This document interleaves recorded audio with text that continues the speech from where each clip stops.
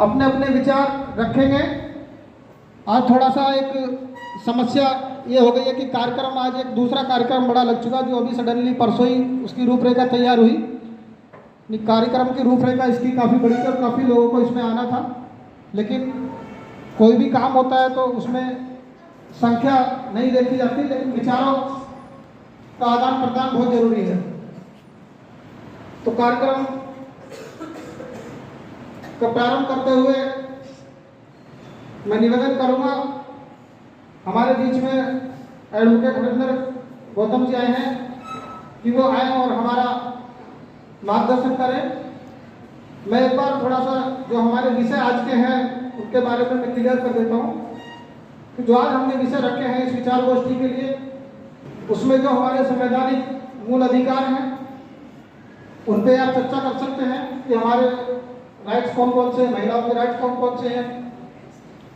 दूसरा, शिक्षा के क्षेत्र में जागरूकता हाथ कर सकते हैं। रोजगार में हम कैसे आगे बढ़े उस पर आप चर्चा कर सकते हैं। स्वास्थ्य, और सबसे बड़ी आजकल जो समस्या देखने को मिल रही है कि घर घर में जो घरेलू हिंसाएं हो रही हैं, झगड़े हो रहे हैं, क्लेश हो रहे हैं, उन पर भी आज हम चर्चा करेंगे, क्योंकि महिलाएं परिवार में, पुरुष हैं, हर घर में ये समस्याएं चल रही हैं। तो ये 5-6 विषय हमने रखे हैं, तो इन सभी पे हम चर्चा करेंगे। तो इसी कड़ी को आगे बढ़ाते हुए थोड़ा सा अभी एडवोकेट हरिंदर गौतम जी को मैं बाद में मौका दूंगा। उनसे पहले मैं निवेदन करूंगा एडवोकेट आदरणीय अमर सिंह जी से कि वो आए और अपने विचारों से इस कार्यक्रम का प्रारंभ करें। नहीं, रामकिशोर जी आए और सबसे पहले तो आदरणीय एडवोकेट जी का माला पहनाकर उनका स्वागत करें।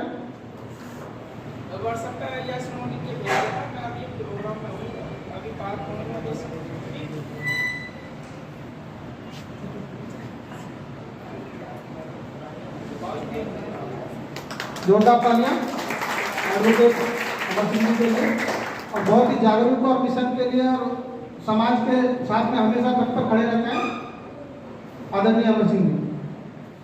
बहुत धन्यवाद। सबसे पहले भगवान गौतम बुद्ध जी को नमन करते हुए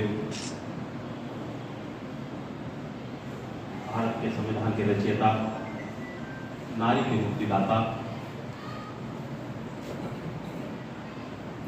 हमको एक उच्च कोटि का संविधान देने वाले डॉक्टर भीमराव अम्बेडकर जी को नमन करते हुए और तमाम महापुरुषों को नमन करते हुए यहाँ पर बैठे हुए सभी लोगों को मेरा क्रांतिकारी जय हिंद।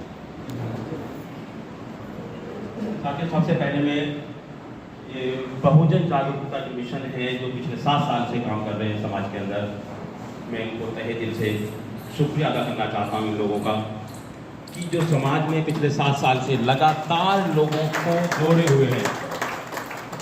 लोगों को मीटिंग में आना तो बहुत आसान है, लेकिन मीटिंग में लोगों को बुलाना एक बहुत मुश्किल काम है। और इस काम को बहुत बखूबी तरीके से जो बहुजन जागरूकता मिशन जो चला रहा है, जो इस काम को कर रहे हैं ना, मैं उनका बहुत ही शुक्रगुजार हूँ कि आप लोग बहुत ही जी जान से लोगों को बुलाते हैं और समाज को जागरूक कर रहे हैं। शिक्षा के क्षेत्र में और बहुत सारे क्षेत्र में प्रतियोगिता भी करी आप लोगों ने, हमने देखा है, आपने स्कूलों के अंदर प्रतियोगिता भी करी है, बच्चों को भी आपने अवार्ड दिए हैं।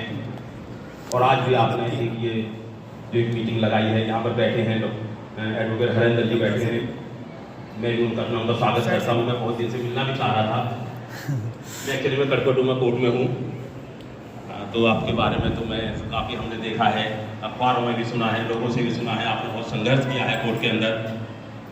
और ऐसा नहीं है कि वो संघर्ष हमारा कभी बेकार जाएगा, उसे हम जरूर जीतेंगे, आज नहीं तो कल हम जरूर जीतेंगे।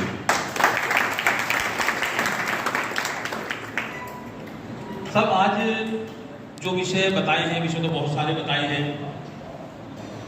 मूल अधिकारों के बारे में बताया है कि फंडामेंटल राइट्स क्या है।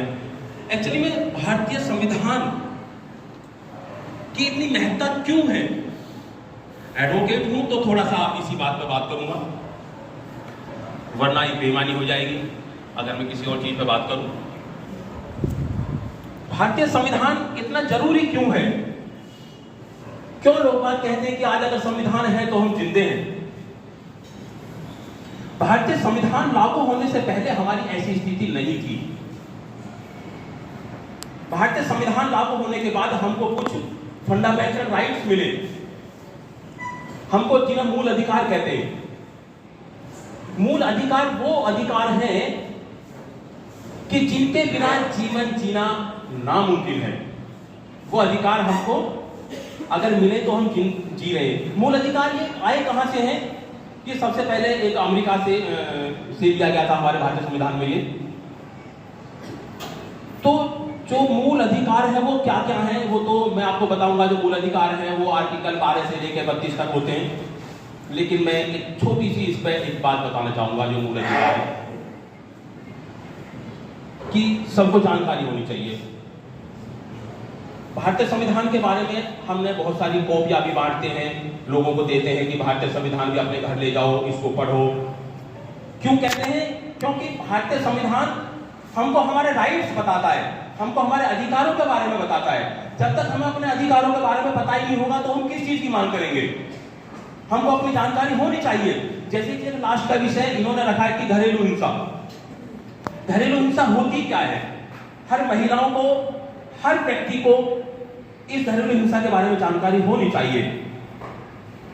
तो मैं सबसे पहले एक बात बताना चाहूंगा कि जो आर्टिकल 13 है, वो 13 आर्टिकल संविधान का वो क्या कहता है?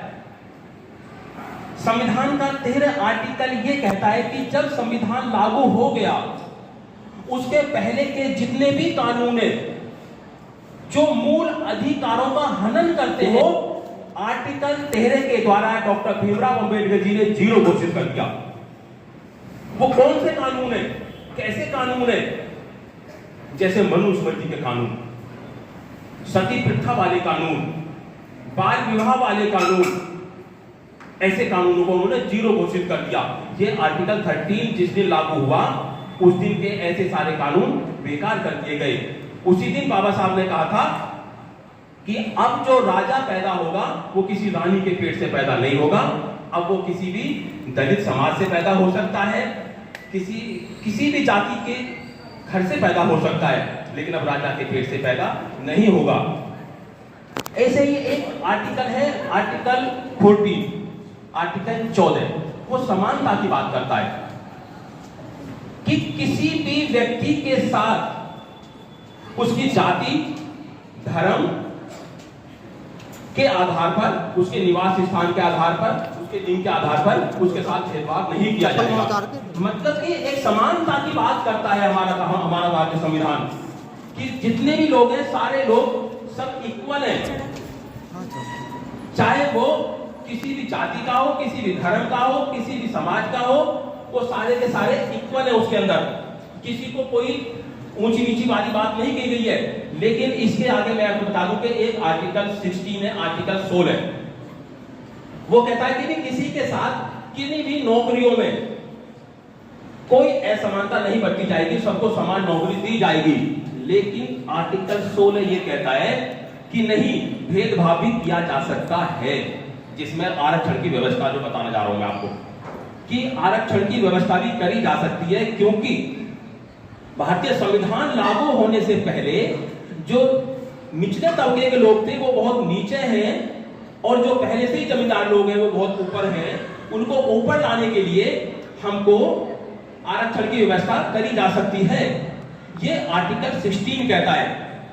और आरक्षण की व्यवस्था किसी आर्थिक स्थिति को बराबर करने के लिए नहीं लागू की गई है कि वे किसी की आर्थिक स्थिति, हमको बराबर लाने के लिए एक प्रयास है कि हम सारे लोग बराबर आ जाएं, तब यह आरक्षण की व्यवस्था लाई गई थी। तो आर्टिकल जितने भी हमारे फंडामेंटल राइट्स हैं, ये 12 से लेकर 12 में हमारे राज्य को डिफाइन किया गया है कि राज्य के अंदर कौन कौन आते हैं। क्योंकि 12 के अंदर जो राज्य आते हैं वो राज्य भी आते हैं, वो सेंट्रल गवर्नमेंट भी आती है, और जो जितनी भी लोकल बॉडी होती है वो भी राज्य के अंदर आती है। क्योंकि जितने भी कानून बनाए जाते हैं वो राज्य के द्वारा बनाए जाते हैं, स्टेट के द्वारा बनाए जाते हैं। जैसे अभी पीछे सुप्रीम कोर्ट ने आरक्षण के ऊपर अपना एक नजरिया डाला कि भाई आरक्षण को जो ना कोटे के अंदर कोटा कर दो, एक ऐसी वो करो। हम कहते हैं कि ठीक है करो, लेकिन बहुत सारी चीजें हैं सुप्रीम कोर्ट के अंदर, कॉलिजियम है, कॉलिजियम को तो खत्म करो कम से कम। उसे खत्म क्यों नहीं करते हो? जो एक ही तबके के लोग हाई कोर्ट और सुप्रीम कोर्ट में बैठे हैं जज बन के, उनको कैसे हटाएंगे? इस पे भी विचार होना चाहिए। सुप्रीम कोर्ट को इस बात पे भी विचार करना चाहिए कि भी एक ही तबके के, और ये कब होगा? जब हम संविधान पढ़ेंगे, जब हम अपने फंडामेंटल राइट्स पढ़ेंगे, जब हमें संविधान की एक अच्छी समझ हो जाएगी। संविधान की समझ करने के लिए हमें क्या करना पड़ेगा? हमें संविधान पढ़ना पड़ेगा। संविधान की किताबें हमको खरीदनी पड़ेगी और घर में रहकर रोज पढ़ना पड़ेगा। जैसे कभी लोग पहले कुछ और पढ़ते थे कि भी रामायण पढ़ रहे हैं, महाभारत पढ़ रहे हैं, लेकिन नहीं, हमें संविधान पढ़ना पड़ेगा। संविधान की जानकारी हमें होना बहुत जरूरी है। ये देश संविधान, ऐसा नहीं कि संविधान की जरूरत मुझे, ये एक एडवोकेट हुई है, इस संविधान की जरूरत हर व्यक्ति को है। एक कांस्टेबल को भी पड़ती है, एक आईपीएस को भी पड़ती है, एक चाहे एमएलए है उसको भी पड़ती है। एक संविधान के बिना ये देश चल ही नहीं सकता है। इस देश को चलाने के लिए जो एक संविधान है, ये एक ऐसा ग्रंथ है कि इसके बिना नहीं चलेगा। तो संविधान हम लोगों को पढ़ना चाहिए। हमको अपने फंडामेंटल राइट्स के बारे में बहुत अच्छी तरीके से जानकारी होनी चाहिए कि हमारे फंडामेंटल राइट्स आर्टिकल 12 से लेकर 32 तक हैं, कौन कौन से हैं। डेलिबरेटली तो मैं बहुत सारे बता सकता हूँ, लेकिन क्योंकि यहाँ और भी विद्वान लोग बैठे हैं, मैं अपना समय यहीं पर जितना दिया था उसके लिए बहुत बहुत धन्यवाद। और एक बार फिर बहुजन जागरूकता मिशन को मेरी तरफ से बहुत बहुत साधुवाद कि वो ऐसे ही प्रोग्राम करते रहे और लोगों को जागरूक करते रहे। सभी को मेरा जय भीम। एक बार जोर से बोले। हाँ, जय भीम, जय भीम। इंजीनियर साहब, आज पहली दफा डर लग रहा मुझे मंच पर बोलते समय, क्योंकि इतने बड़े बड़े विद्वान बैठे हैं और मैं ये सोच रहा हूँ मैं कौन से शब्द ऐसे बोलूँ जो कम से कम ये ना कहेंगे इसे चुप कर दूँ। और बहुत ही अच्छे विचार जो हमारी बहन जी बोल रही थी, इन्होंने सही मायने में कैडर को समझाने की कोशिश की। और इतनी अच्छी तरीके से अगर हमारे वक्ता, हमारे समाज सेवक, हमारे जितने भी काम करने वाले लोग हैं, इतनी शालीनता से अगर अच्छी तरीके से समझाएंगे तो एक एक सब समझ में आ जाता है। हमें चीखने की जरूरत नहीं है, चिल्लाने की जरूरत नहीं है। कैडर का मतलब होता है कि जो हम समझा रहे हैं वो सीधा दिमाग में जाए, ना कि सर के ऊपर से। इंजीनियर साहब, आपने एक विषय लगाया शिक्षा का।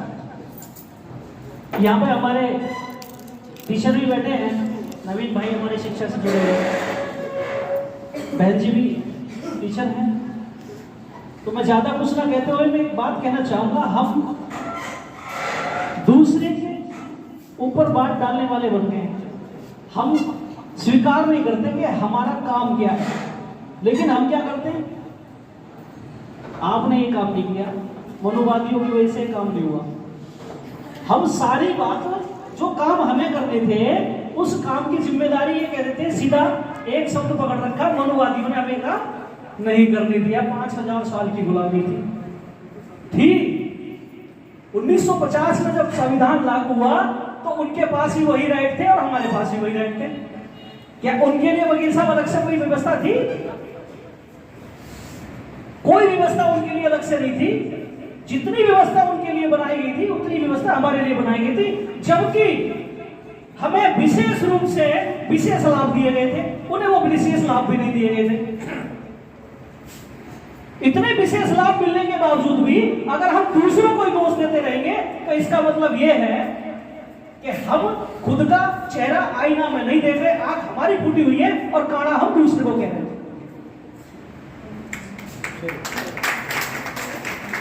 1995 में 3 जून 1995 को बहन जी मुख्यमंत्री बनी भाजपा के समर्थन से। भाजपा ने समर्थन देकर बहन कुमारी मायावती जी को मुख्यमंत्री तो बना दिया, लेकिन आरएसएस में खलबली मच गई। वो इतने विचलित हो गए कि इस बात को ग्राउंड तक कैसे लेके जाए कि अपने लोगों को यह समझा सके कि एक पैर की जूती को सर पर बिठाना पड़ा, इसके लिए आपको मेहनत करनी पड़ेगी। आरएसएस ने 5 दिवसीय कैडर कैंप पूरे देश के अंदर स्थापित करने शुरू कर दिए, लागू कर दिए। गाजियाबाद के 5 दिन के कैडर कैंप का जो प्रभारी थे वो थे मिस्टर अटल बिहारी वाजपेयी। मैं आपको बहुत वो चीज बता रहा हूं कि विश्लेषण कैसे करते हैं वो। हम सिर्फ चिल्लाते हैं, उनका विश्लेषण अलग तरीके का होगा। उन्होंने कहा, क्या समाज मुझे बताएगा हम हर चीज में मजबूत हैं, पैसे में ये अनुसूचित जाति के लोग हमसे ज्यादा नहीं हो सकते। आज हमारी क्या मजबूरी हुई कि हमें, उन्होंने जातीय गाली देते हुए ऐसा बोला,